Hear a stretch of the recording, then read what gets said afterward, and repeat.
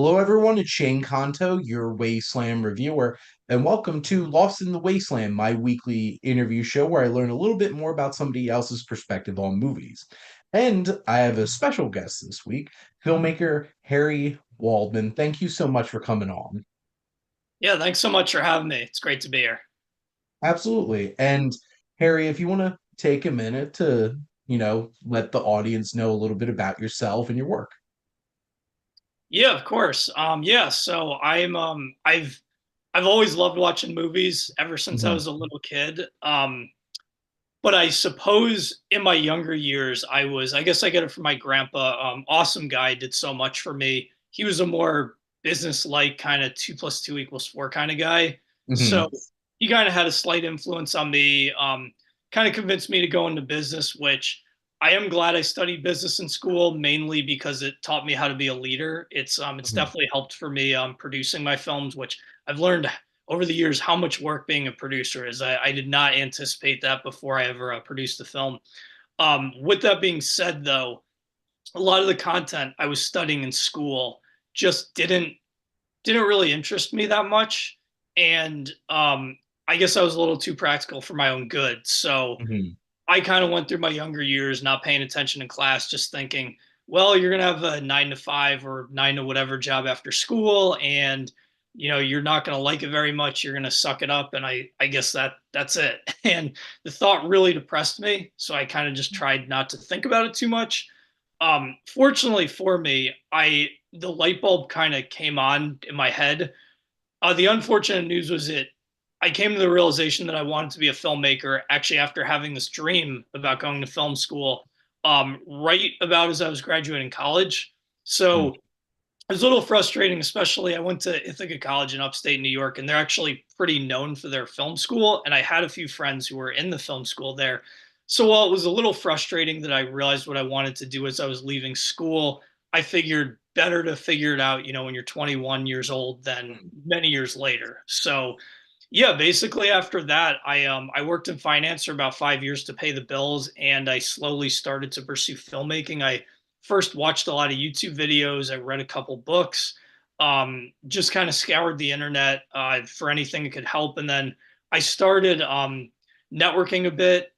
And one of the first networking events I went to, I met this guy Eugene, and he's a semi well-known indie filmmaker in Chicago, and he had been at the time. So he brought me onto one of his films, um, and that led to me meeting the producer, an individual named Lance, who I'm still close with. And he really was a mentor for me after that. So he kind of took me onto his films first as a production assistant, then as assistant camera, assistant lighting, and kind of as a return favor for helping him out on those projects. I had kind of been dabbling in filmmaking. I made this one fun, kind of stupid film called 515 by myself, and I had written the script for Enter the Room, and he had taken a look at the script, and he dug it. He liked the voices of the characters, and kind of as a return favor, he ended up helping produce and shoot the film. So it was really valuable meeting him and seeing him go through the whole production process. From getting an assistant director to posting casting notices to holding auditions to hiring the proper talent to rehearsal all the way to the end of the shoot. So seeing him do that made me realize that even though I didn't have the film background and necessarily the connections at the time, that this is something that I could do. And I kind of took what I learned from him and used it for my next few films. A couple shorts I made, In the Backseat and Bay for Blood, and then a feature film which is currently still in post production, The Corridor Crossing. So I've kind of just slowly built and expanded, and made many mistakes, but tried to learn and improve from there. And yeah, right now I have another feature film, Incautious, which I'm currently working on the script. I'm hoping to have that in a production next fall. And then I have a short animated film called Slivered, which I've never made an animated film before, so it's been a bit rough, but it's been a lot of Mhm. fun. I'm working on that with my dad, who's a professional artist. And yeah, that basically takes me to where I am right now. So I could definitely relate in terms of I have a undergrad and master's in accounting, and realizing well into my educational experience is like I don't think this is exactly what I want to do with my life. and figuring that out. So I could definitely appreciate that little part of your journey for sure. And also thank you for sharing your perspective on, getting into making films and your connections. And I'd love to talk to you a little bit specifically about Enter the Room, which I got the opportunity to check out. Well, I know the film really focuses on this relationship between these two brothers, but specifically, where did you feel like you had those, like the inspiration of having this story really focusing on that kind of relationship? Yeah, of course. So fun fact about Under the Room, it was loosely based on a relationship I had with a roommate my freshman year of Okay. college. um, yeah, it was so I'd say 80 to 90% of the various things that Mhm, the uptight one Brian gets on Jeremy's case about, these were actual things that my roommate said to me, accused me of. Things got very tense, and mhm, there did end up being a pretty big argument near the end of us living with each other. Not quite as intense as the big argument mhm, between Brian and Jeremy. So yeah, it was definitely a rough experience, but I guess two things. One, every roommate I've had since him has seemed amazing. So, and two, I honestly really am glad I met him, because if I didn't, I wouldn't have come up with this idea for Enter the mhm, Room. In addition to it being loosely based on the relationship I had with the roommate in college, I wanted to take it a step further. I felt like that was a good basis for kind of the first 50 to 70% of the film. But mhm, then I figured, why not make them brothers? Why not give them this kind of disturbing backstory that's sort of shaped who they've become and where they are now? And I actually didn't realize it at the time, but looking back, it hadn't been that long after I'd watched Whatever Happened to Baby Jane, and I mhm, kind of realized, oh yeah, there's a little bit of a parallel between the one sister resenting the other and kind of treating her poorly, and then you finding out sort of, oh, what happened between them versus the two brothers. So it was mhm. interesting though that when I came up with the idea, it didn't I didn't realize actively that that was partially where the influence came from, but then kind of later it came to me. Awesome. It's certainly relatable in terms of anybody who went away to college and, had a dorm with somebody else and realizing it's like you're not always going to see eye to eye on things and having those kinds of dynamics. And I thought it was a very interesting layer to make them brothers. And honestly, sitting watching this, it made me really think about what would it be like if I was trying to be my brother's roommate. And I'm very much the everything is organized and like to like where it has. And to be honest, it reminded me a little bit about my dynamic with my wife, who honestly it's like everything is everywhere. Kind of dynamic, but I appreciate the layers that there's a lot to relate to and connect here. And also appreciate the feeling because like usually those are questions I like to ask in terms of like, are there any particular films that you feel like they've had a connection to? And that definitely adds some context in terms of where this was coming from. And I guess one other question that I had in terms of because there's different ways you could approach a story like this, and it was a very interesting one, like ratcheting it up to the point where it's like this is like horror thriller kind of vibe. So, what was that? Where do you feel like that influence was like taking it in that direction and going to that point in terms of the story?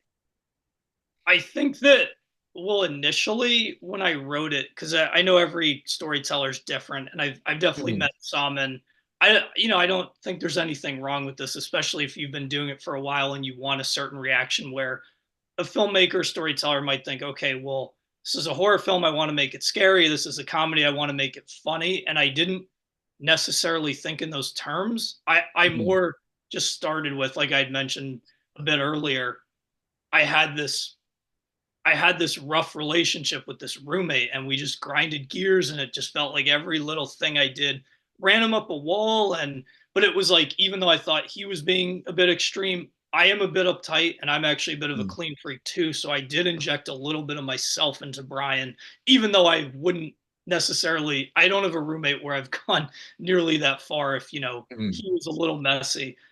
So it kind of just came from this feeling like I need to get this story off my chest.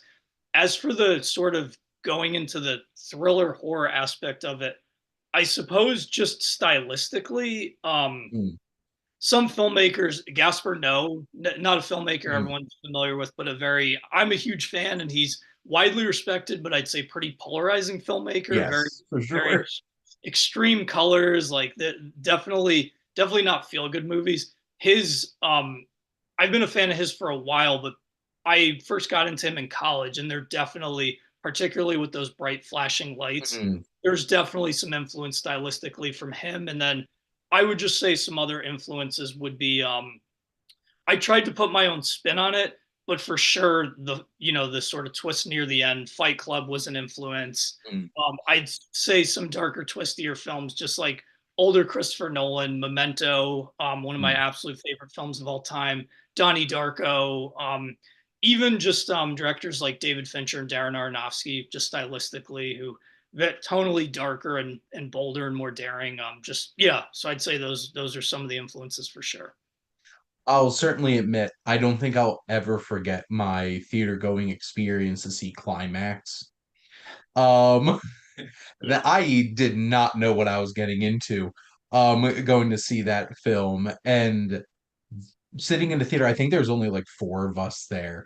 There was a lot of very visceral reactions to that experience. So I could definitely understand that kind of like ratcheting up that kind of tension. And certainly the a lot of those influences make a lot of sense. And this was a film that honestly, because like I mentioned, like I was connecting with on like the thematic levels and the experiential level, and this really took me by surprise.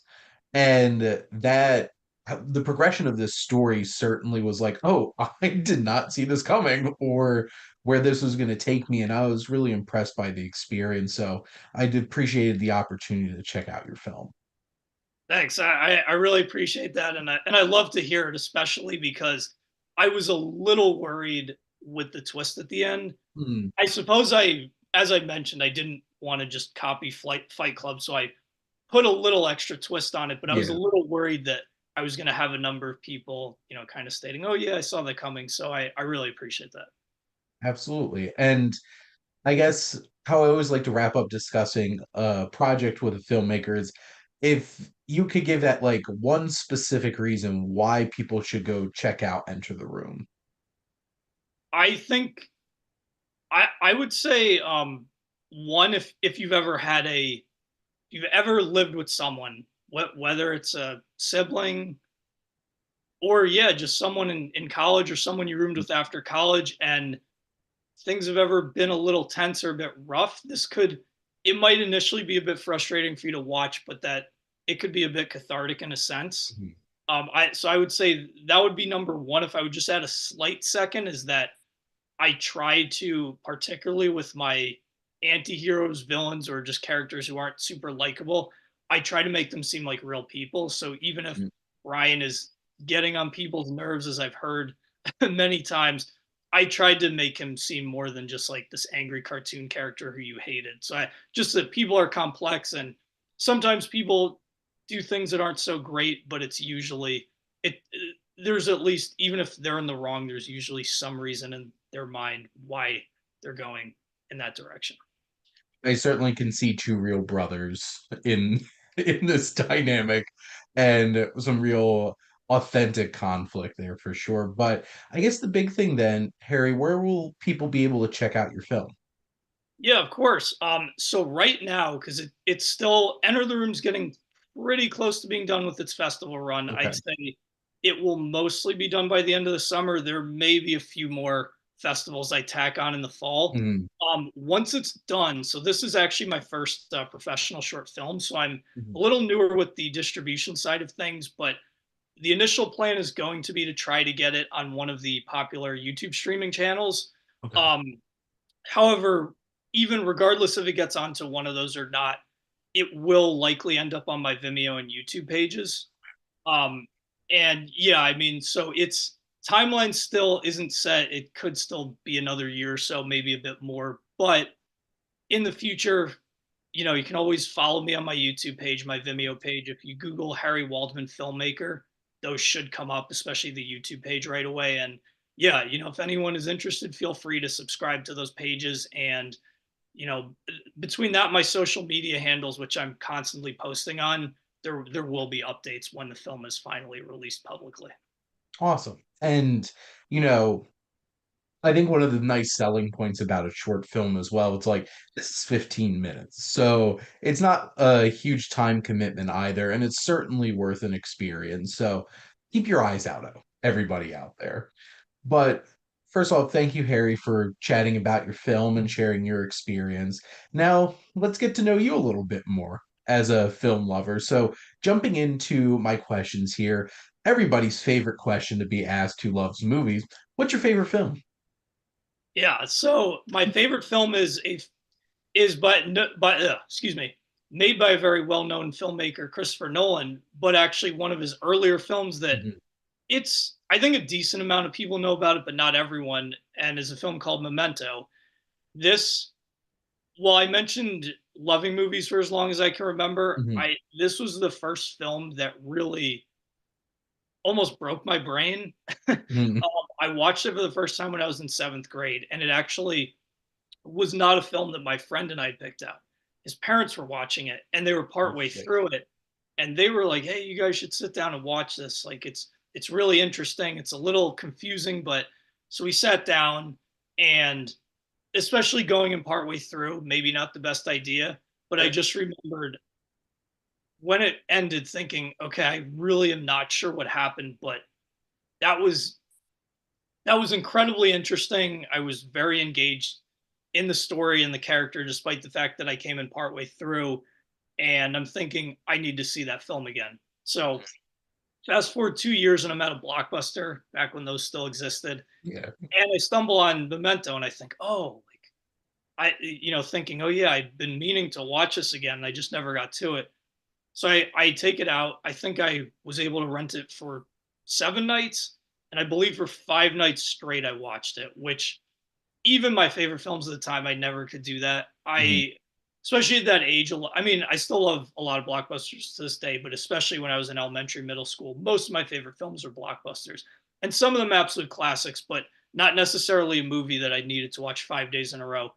With mhm, Memento, it took me two more watches, plus I had to do a little bit of digging online.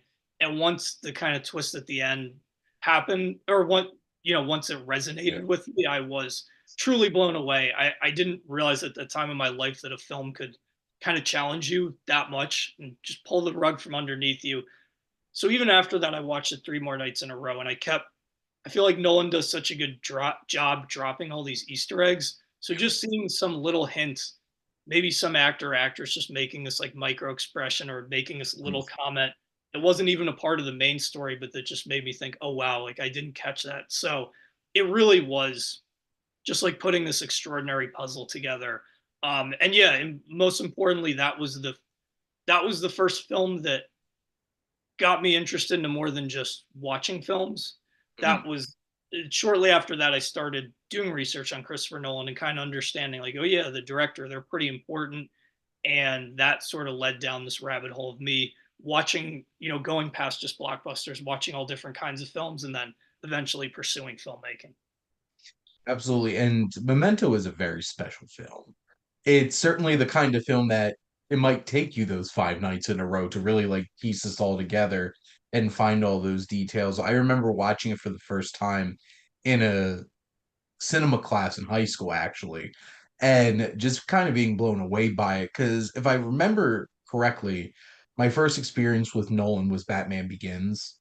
So, and then being able to see that, and I'm a huge fan of Christopher Nolan, and I have a very visceral experience watching like The Prestige for the first time, and just being like my mind completely blown by the time that film wrapped up.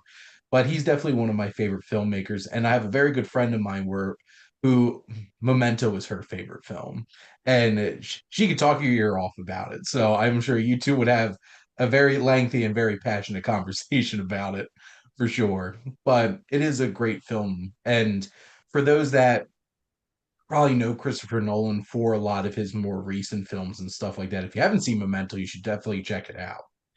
Now, Harry, thinking about what's your earliest memory of going to the movies? So my earliest going, it was interesting because when you'd first, mentioned this Hmm. question when we had been chatting, it took me a little while. I suppose because I've just watched so many movies. It Hmm. was for first film seeing in my house. It was an easy. I remembered seeing Indiana Jones and the Raiders of the Hmm. Lost Ark, but then in the theater, yeah, it took a little while, but it came back to me. I was very young, but was seeing The Lion King, which Nice. is still one of my favorites. I do remember, and I've had this conversation with many people, and this ultimately is a compliment to the film, is that it's pretty dark and it's pretty heavy. And I remembered Yeah. as a child loving it, but really being like, I don't know if I want to use the word disturbed, but being Hmm. being in a little bit of pain, but also loving the film from when I was a kid, but just that it was because I was very young, I was maybe 5 years old, that it was Yeah. almost a bit much for me. But it's a film that I loved as a kid. I will never forget the first time I saw the scene with the hyenas. And just the entire film, the scar scene, of course, and just that character is phenomenal. Um, but yeah, and then a film that I've watched as an adult and even learn to appreciate even more, and just how much, especially the fact that it's an extraordinary animated film that children can love, but it's so much more than that too, in my opinion. Well, and especially when you think about like this is an adaptation of Hamlet, and it's like this kind of thing. It's like Disney was on a roll because, like, yeah, we're gonna, adapt Shakespeare and feed it to children, and it works. It has those darker edges to the story because, like, Hamlet's not light entertainment, and it's certainly a film that really sticks with you for sure. And I do appreciate, like, I feel like a lot of people our age specifically, it's like those Disney movies growing up and like seeing those as kids really left a big impact on us for sure. But thinking about a couple more favorite questions, do you have a particular favorite genre of movies? I do. So before I get into my very favorite genre, I've definitely learned, especially over the last 10 years or so, while I love genres from all films, it tends to be the wilder, wackier stuff that Hmm. gets to me the most. With that being said, so I especially I love horror, fantasy, and comedy as not my initial favorite genres, but when you sort of add that to any genre or Hmm. have that mixed with another one of those genres, it's just something I generally tend to react very positively towards. With that being said, my favorite genre, and it's been this way for a while, has got to be science fiction. I think with sci-fi, it's just the atmosphere, the music, the set designs, just the premises I get so into. It's with sci-fi. It's well, I like to think there are plenty of good and great movies I like, but like many others, there's some movies I love that I'm not necessarily super proud of, but it is what it is. And I think with science fiction, it's I even can recognize that I'll watch some random sci-fi film and it might be considered to be kind of a lousy film, but I'm just so sucked into the world and the premise that I love the film regardless. Well, and I think that's really a sign of like if you love a genre that much, it's like you just enjoy the experience, even if it might not be the best executed version of that experience. It's just the motifs, the elements to it. And sci-fi is also my favorite genre of film, and there's just so many things that you can do in terms of themes to explore with all different types of stories that you could explore. Like I know I even made a comment about your alien poster behind you, but like what they've been able to do with Alien in terms of mixing horror and action and these different kinds of genres in and getting very creative, and like I know a lot of people have a lot of feelings about Prometheus, but really expanding that like mythology around it certainly was daring and interesting for sure from Ridley Scott. So I'm also a big fan of sci-fi and just how versatile you can be with what you can explore with it.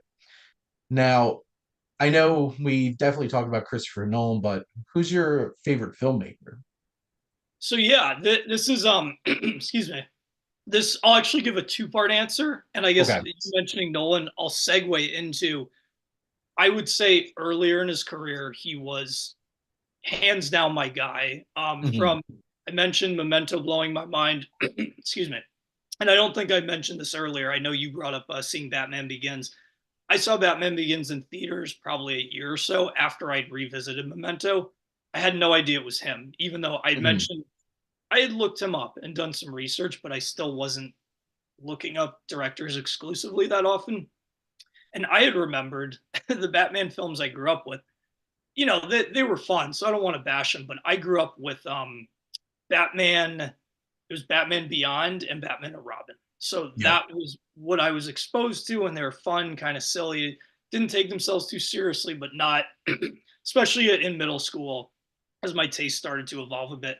Not stuff I really wanted to revisit. So just Nolan introducing this newer, darker, more serious, and just well written, really well acted. And I thought the way they showed how conveyed how Batman became who he was, I think is just done so phenomenally. So yeah, I was blown away by that. So then I see the credit roll and it says Christopher Nolan, and I immediately noticed and thought, wow, the guy who did Memento made this. So I started following his every film from that point on. And yeah, I mean, he just didn't disappoint. You mentioned The Prestige. That's another movie, excuse me, that absolutely blew me away. Inception, one of my favorite films, Mm. definitely one of his most ambitious. So yeah, early and of course The Dark Knight, which is my favorite comic book film and a film that really pushed me to the brink. And just Heath Ledger's performance as the Joker is Mm. still one of my absolute favorites ever. So yeah, while I still love Nolan, I that was kind of peak Nolan for me. Later, as he's made more films, I've been a big fan, but I've noticed that he has shifted his focus a little from his characters to more about to something more conceptual. Mhm. So I still liked a lot of his new films, but as that's happened, there have been a handful of other directors that I've sort of gravitated towards, especially as I've watched so many films. And so to answer the second part of your question, which is the now who's my favorite director, when I'd seen this question, because it's changed hands quite a few times, Mhm.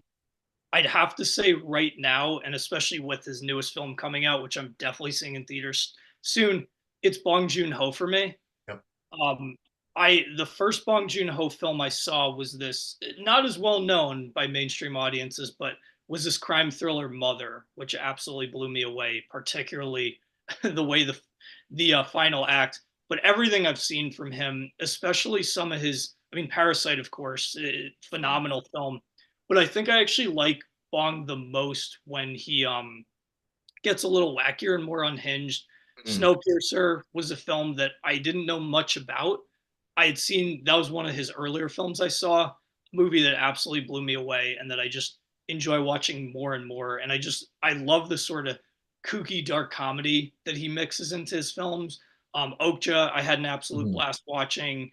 And yeah, I mean this new Mickey 17, you can't always tell a film's going to be from the trailer, but just based on some early, not spoiler, but reviews I've read and based on seeing the trailer, I think it's going to be my cup of tea. So I'm really looking forward to seeing it. I believe I've seen 7 of his films, and I've never seen one of his films that I didn't like.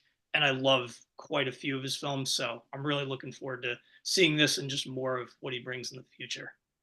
Yeah. Bong Joon-ho first came onto my radar. I remember seeing a trailer for Snowpiercer, and I didn't wind up seeing it in theaters, but I rented it immediately when it came out on VOD and was just blown away by it. And it's still one of my favorite films. It's such an interesting concept and very much so such an interesting mixture of tones in terms of and just such a great cast of characters to throw onto like this crazy very violent visceral train ride in the apocalypse.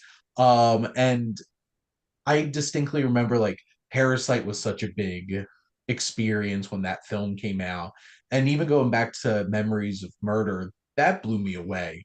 I remember sitting thinking like this is some top tier crime thriller. You have those moments when you watch a film and you just realize I just watched something special. Like this wasn't just like me checking something off my watch list. I'm like I watched something special.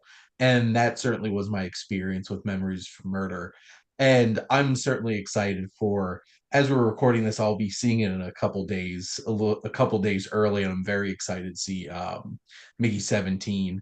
Um, and this one's been delayed a little bit, so I'm happy that it's finally coming out for sure.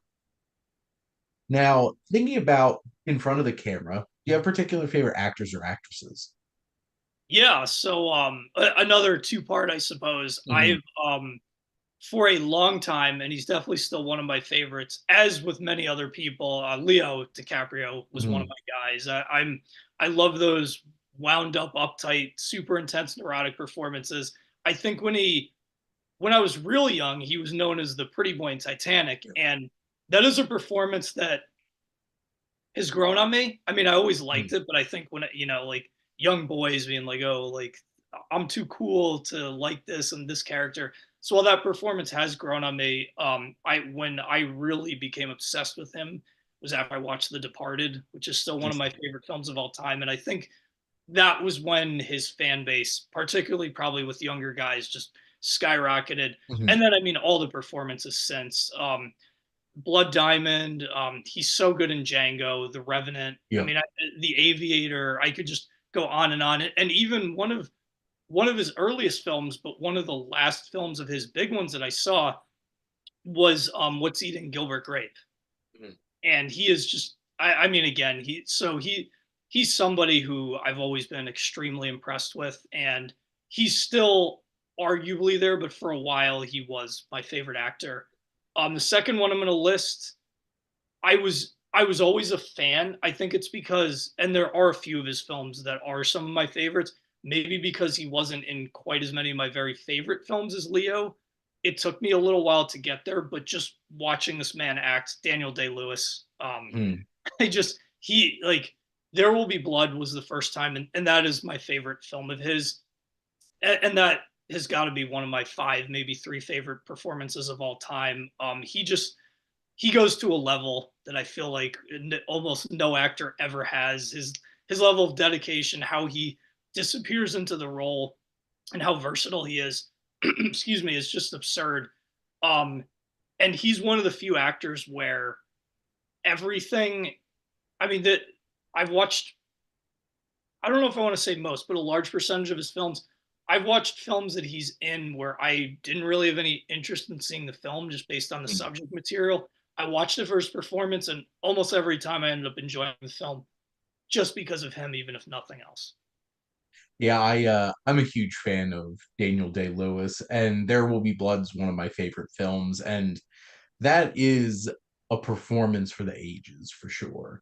And it's so big, it's so grand, it's so intense and so committed. And he makes some of the wildest scenes in that movie just feel so real and uncomfortable. And it's an interesting point that you brought up. I remember when they announced like he was going to be retiring and he was doing Phantom Thread. And I took a step back. I'm like, on paper, this movie does not excite me at all. But then it's like it's Paul Thomas Anderson and it's Daniel Day Lewis, so it's going to be something interesting. And I don't know if I've ever seen contempt be expressed so perfectly from seeing an actor watch somebody butter toast, from watching Phantom Thread, and just his facial expressions, and it's real easy to just like take him for granted and his performances, but like he could easily won a fourth best actor Oscar for that film. And I know like that was a big year for Gary Oldman, specifically with Darkest Hour, but like Phantom Fred, that was something special. And it's all in the looks and just how he engages in that film. And that also wound up being a much more twisted film than you might expect to. And I'm just like, well, that's the Paul Thomas Anderson here. Now I understand why he made this film. But no, Daniel Day-Lewis for sure. And Leo, it's been it's been very interesting seeing him evolve over time. Because like I even remember watching like The Quick and the Dead a lot when I was younger. And like he was the handsome young character in that movie too. And then you see him in, I really think it was The Aviator was that first role where you're just like, there's something else going on here. and just the way that he expressed the OCD of the character and just that discomfort. And like even something like Once Upon a Time in Hollywood, just watching him be so neurotic and just on the brink of just breaking at any given moment.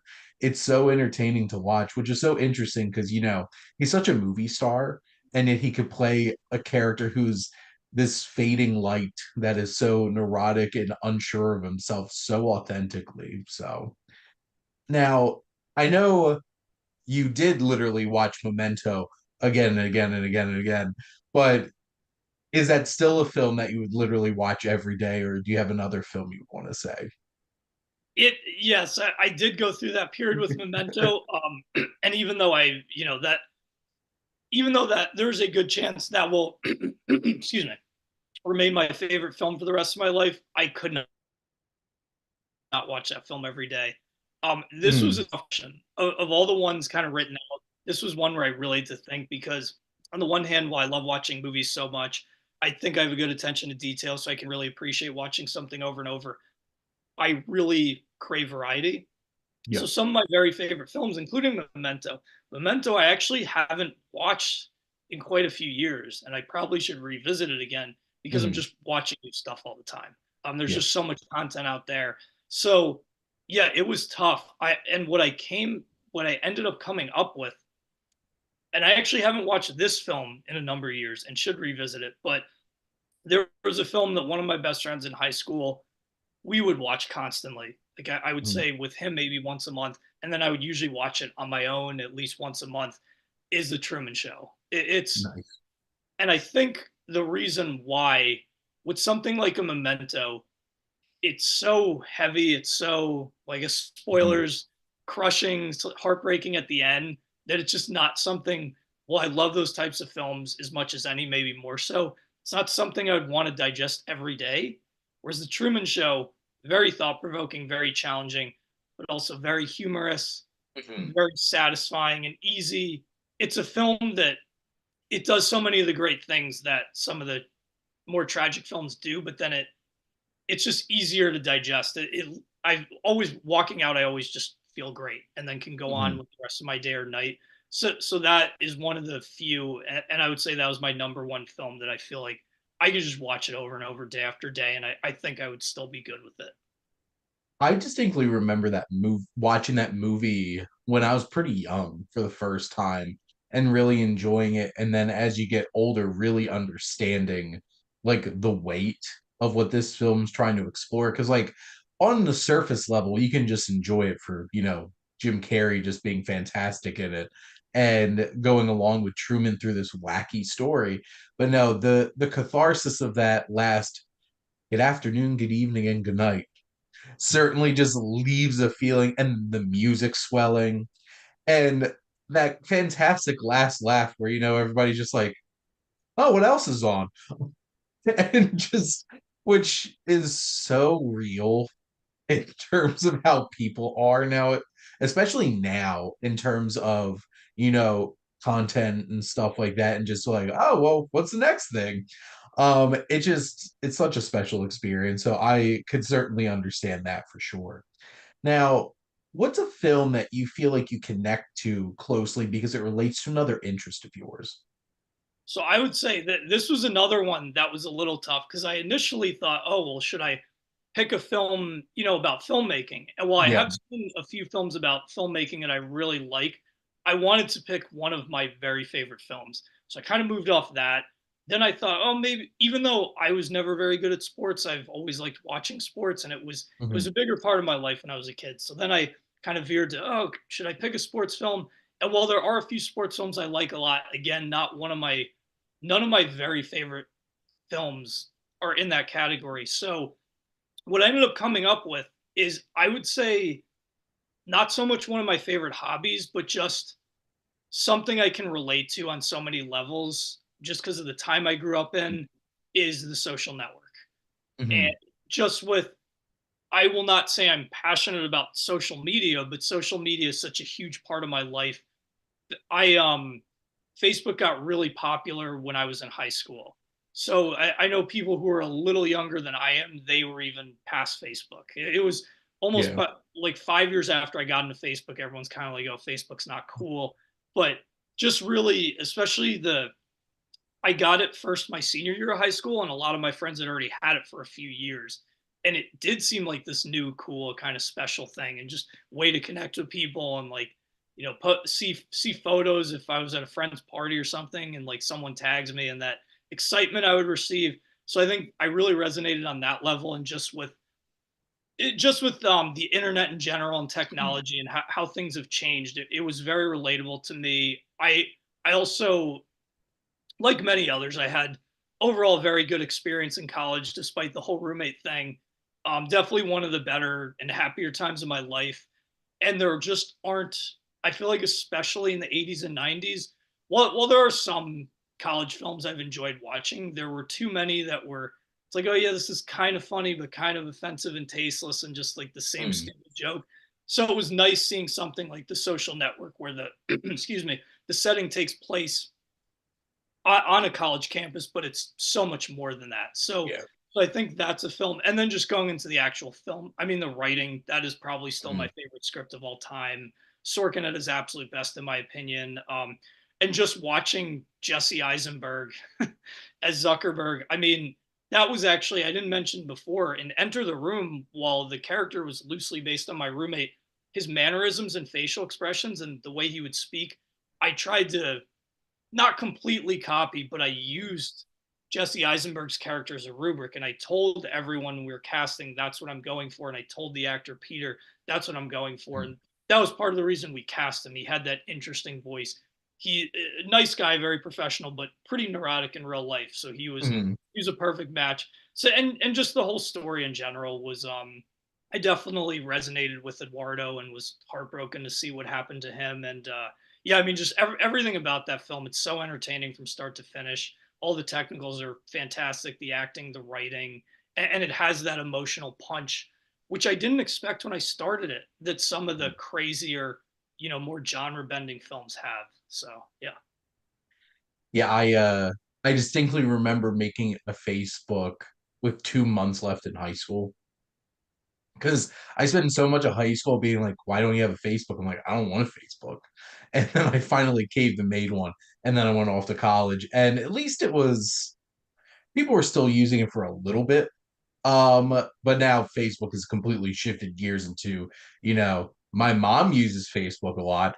But I even remember like I never had one, but like MySpace was such a big thing when I was younger. And I work at a college, so I hear students talk about like the amount of time they spend on Snapchat and stuff like that. I'm like, yeah, you all are doing that stuff. I'm sitting here on Letterboxd. Um, you know, different kinds of social media and different priorities for sure. Now, who's a movie character you feel like you connect with on a personal level? Right. So this is an interesting one because Mm, of all of my answers, this is probably the most out of left field. And this okay. is one of these films where I don't, people who really know me and have seen the film might not be as surprised, but it's a film that most people don't know of. All right, anyway, I will just say it. It is a character named Lewis, and it's from an animated film called Meet the Robinsons. Now, if Nice. you're, yeah, and it's a film that I think a lot of people haven't seen. I don't think quality wise it's the greatest film, but it's a film I really resonate with. Now, while I have two loving parents, I didn't grow up um, parentless like Lewis does, which is part of what causes the trauma Mhm, that leads to who he is. I just really resonate with him. His head always being in the clouds. He's mhm, but in the beginning, kind of not knowing not knowing what he's looking for, and then he has these inventions he makes. He's getting interviewed by all these parents to potentially adopt him, and they're asking him what sports he likes. And while I do like sports, I mhm, spent a lot of my childhood feeling very lost, feeling like I had friends but that I wasn't connecting with them, whether they were talking about, I don't know, just certain things that didn't interest me, particularly in middle school and high school when everyone was just talking about girls all the time and I was just thinking about other things. um and just his very, he gets tunnel vision. He'll get this one idea and he just goes 1,000 miles per hour, and he almost mhm, is a bit reckless about it, where not hurting anybody, but maybe neglecting a friend here, neglecting a roommate there. And I've Mm. sometimes been there with my family and my friends. So yeah, he's just a character that I've watched the film over and over, and I don't want to say we're the same person, but it does freak me out a little, especially from all the films that I when I was reading this Mhm. question, because I was thinking there were a handful of more popular, well-known, and quality-wise considered to be superior live action films I could have picked, but I just don't resonate. I couldn't think of any character in any of those films that I resonated with as much as this character. My wife would be so excited somebody brought up Meet the Robinsons. She is a humongous fan of Meet the Robinsons, and it's a charming little film. It is in that weird, like, what was Disney doing in that era of their animation in between, kind of like towards the very end of the 90s into the early 2000s, and then like Frozen and Wreck-It Ralph were the ones that kind of like brought them back to like getting a lot of attention. But it's a sweet little film. It's weird. It's so random, like all the stuff that goes on in this movie. I do appreciate that T-Rex though, big head, little arms, and everything. But Lewis is such a charming character too, and I think he's one of the main reasons why the film works as well as it does. And interesting bit of casting for Tom Selleck to show up and just voice this character that I would never expect Tom Selleck's voice to come out of uh, towards the end of the film. But no, I can understand that, and that's a character that certainly hits like that certain level of like I know myself, and like I'll tell him like I found another project, and then I'm like I need to get this project done, and like I'll hyper fixate and commit to it. But just a few more questions left. Now, what's a film that you love that you feel like would surprise people? Yeah, so this was another one where I was really thinking about it. I was literally I have a letterbox list of my favorite films, and I had to Mhm, start scanning through it because initially I thought, well, I could pick Meet the Robinsons since was on the short list, but I wanted to mhm. pick something else because of course, we just Yeah. talked about that. There were some other animated films, not so much the classics, but some that Mhm, are a little more random. I thought maybe I could have picked those, but I felt like people who know me, even though I make darker, more disturbing stuff, my friends or acquaintances or just people I'm in film Facebook groups with, I'm very vocal about animation and how much I like animated films. So I thought maybe let's go in a different direction. So the film I came up with, excuse me, is I'd say by film buffs, especially ones who watch more older films, watch more mhm. foreign films, they'll know of this one and it might surprise them less. However, I'd say especially people who are a bit older who and I get it. A lot of younger people, a lot of people generally they watch films that come out in or around the time period that they're around. Mhm. And while I don't watch as many older films now, and not because I don't want to, just because I'm always trying to catch up. Like I'm currently catching up on 2023 films. I'm a little Yeah. behind. But I went through a period in college and in my 20s where I was just watching 1940s, 1950s, 1960s films. Anyway, is a film called Umberto D. And Okay. this was a film I saw the reviews, I saw the scores, very highly graded. I went in though pretty blind, and I was sucked in Mhm. 5 maybe 10 minutes max into it, and I kept feeling more and more for this poor character who just you know can't catch a break, is about to be out on the or is out on the street, is running out of money, and then that cute dog who is one of my favorite pets in any film ever, and just the build up to the end. And I love the fact that sometimes simple, not even to take anything away from it, it's not the Mhm. most complex film I've seen, but sometimes simple can be better, and it's just done so effectively. And that scene at the end, I don't want to spoil for anyone who hasn't seen it, but just I'll say the train, that that scene really got to me, and I just remembered like my whole body was on fire. I was so moved. That was Mhm. one of the strongest emotional reactions I had ever had watching a film. And that's one of those films that I need to be in a certain mood because it's not obviously not an easy watch. there may be some tears being shed, but Mhm. such a cathartic film that I could just watch over and over if in the right mood. And I really feel like I can't pick out a flaw from that film.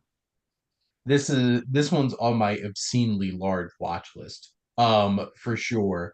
And you know, from the director of Bicycle Thieves, that's a pretty nice gateway into like, okay, this is certainly going to be a film worth checking out. I do enjoy some Italian cinema too. So this is one that maybe I'll bump up a little bit higher on my list to check out a little bit sooner, which it's nicely streaming on Max. The go-to of like if you want to watch anything classic, it's probably on Max. Um and no, I don't get paid by Max, but I would like to if Warner Brothers wants to. But Harry, my last question for you. What do you love most about movies? Yeah, so this one, what was interesting was I had to think about this one a lot just Mhm. because there's so many things I love about movies, but I Yeah. think the answer wasn't quite as tough for me as the others. So yeah, as I'd mentioned, I just if someone asked me what I loved about movies, then I would be like, oh God, I'm gonna have to write like a 20-page essay. Yep. But I would say the number one thing, and I mentioned it a little during Umberto D, but during some of these other films, is the emotional charge I receive. Mm. I would say that while there's so many other things, I love being sucked into worlds. I love trying to dissect complex characters and their motives. I think especially some of the villains and anti-heroes, just Mhm. because just seeing how did that character get to where they are? How did they do this? Um, yeah, the worlds as I mentioned, seeing characters go on adventures, overcoming, being challenged intellectually. That's something like a Memento, or particularly having some crazy twist at the end where you just feel like you were shot. Mm. But I'd say, yeah, the emotional charge is just something, and it's really the wide range of emotions. I would definitely Mm. say catharsis is one of the strongest feelings for me. One film I didn't get a chance to mention in this interview that I was sure I was going to, it just didn't Mm. quite get there, is Toy Story 3. That is one of my very favorite films of all time. The only reason I didn't list that was in contention for a film I could watch every day, but I just thought the film is it's so bittersweet, but there's so many moments where I'm Yeah. emotionally being pushed to the brink that I thought maybe that'd be a bit too much for me to deal with every day. Um, but yeah, it's just dealing with that mixture of negative and positive emotions, and walking away from a film, especially while there's so many different film endings I love, but something like a Toy Story 3 ending, a Shawshank Redemption ending, the Dark Knight ending, and just feeling like you were hurt, maybe even partially crushed with some of these films, but also feeling more whole and just kind of walking away almost feeling like a better person and like a more whole person. So I would say that. And in general, I've kind of said to people like I'm a bit of an adrenaline junkie kind of Mhm. when I was younger, I definitely spent more time doing things, trying to please people I didn't that didn't necessarily deserve it, doing things I didn't want to do, and now I'm much more I do it respectfully and I try not to hurt anybody, of course, but much more live in the now and just kind of enjoy the moment. And some of my favorite experiences are some of these, watching some of these films for the first time, or maybe even the second or third, and just kind of emotionally being blown away and just feeling like I'm in heaven at least a short period after the film ends. Yeah, I you bring up Toy Story 3. I graduated high school June 2010. And that was like literally like I am graduating high school with Andy and I don't like how this makes me feel. And that film just it's hilarious. It's so emotionally impactful. But yeah, just reflecting upon I just rewatched One Flew Over the Cuckoo's Nest, which is a film, one of my favorite films, but like God, that gets such a visceral reaction out of me every time I watch it. And the way that film can do that to you and really capture that kind of feeling of whether it's, the catharsis of like the end of the Truman Show that just makes you feel like, yeah, pump your fist and then move on to the next thing. Or something like that that just really captures that feeling. But Harry, thank you so much for, humoring me, answering all my questions. But I always like to wrap up my show by having my guests ask me a question. So what would you like to ask the Wasteland reviewer? Yeah, I just figured I thought this over and I was thinking kind of old school. What did maybe even two part? What sort of got you into watching movies? And then what was I apologize if this kind of two instead of one, but they I guess sort of tie into each other. What got you first into watching movies and what was the first film that you ever truly fell in love with? So I have been watching movies as long as I can honestly remember. And like I distinctly remember going to see Space Jam when I was like at that point I think I was 4 years old. Going to see that. And going to the movies or just watching movies. I had VHS tapes and it was just as far as I could recall back, just loving watching movies. And I think it was, I'd have all these Disney tapes and watching those growing up. I was the 7 or 8 year old that would obsessively watch James Bond movies. Have I had almost every single one of them on VHS and now have every single one of them on Blu-ray. And there's just there was a peak moment when I think I really, really realized how much I love movies. And it was when I was 10 years old because the year 2001 was pretty formative for me in terms of movies. Because I remember seeing Shrek in theaters for the first time. And I unabashedly love Shrek and Shrek 2. And they're some of my favorite movies. If I need a laugh, they're it. Like I will and also, it's pretty bad. I can quote the whole entire first Shrek movie from start to finish. Um, but I just remember seeing that in theaters with my mom and my aunt and my cousins. And then later that year, seeing Fellowship of the Ring in theaters and Harry Potter and the Sorcerer's Stone. And also being a young Italian American kid and my grandfather making me watch The Godfather when I was 10 years old. It was just like that was the moment where it was just like something really clicked with me. And I distinctly remember sitting there just loving Shrek every single second of it, watching Lord of the Rings or Fellowship of the Ring, and loving the first 2 hours of it before my aunt had to take us out because she didn't check the runtime before she took us to the movie. The last thing I remember was Frodo getting stabbed by the cave troll. And then I had to hear from a classmate on Monday about that there's still an hour left in the movie. But it just those were some of the like key moments for me that really felt like there was a spark. And then, I watched so much Star Wars and Rocky and Indiana Jones growing up, having those DVD box sets and stuff like that. That's how this whole entire collection really started, were like those box sets that really set things off. And, it was really high school with that cinema class, and I joined film club in college that kind of changed it from like I love watching movies to I love film and really shaping things. But no, for as long as I can remember, it's like the beginning of Goodfellas. As far as I can remember, I just wanted to love movies. That's basically what it felt like for sure. But I appreciate your question because it's fun reflecting back on like watching those movies for the first time and just having that spark of like, this makes me happy. And, this isn't my what I do for a living, but it basically feels like another job because I commit a lot of time to doing stuff like this. But Harry, thank you so much for coming on and chatting about your film with me, as well as, telling me a little bit about yourself when it comes to movies. Yeah, no, thanks. Thanks so much for having me. I'm also so glad you brought up Lord of the Rings. That's another one that Mhm. maybe I only didn't include it because I just thought everyone knows about Lord of the Rings. But like every other human being on planet Earth, I don't have a bad thing to say about that trilogy.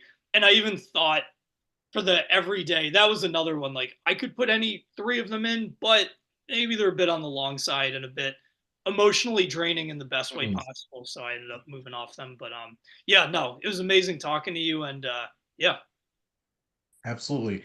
And for all you out there, make sure to keep an eye out for Harry and his work coming out your way. But thank you as always for tuning in and supporting your Wasteland Reviewer.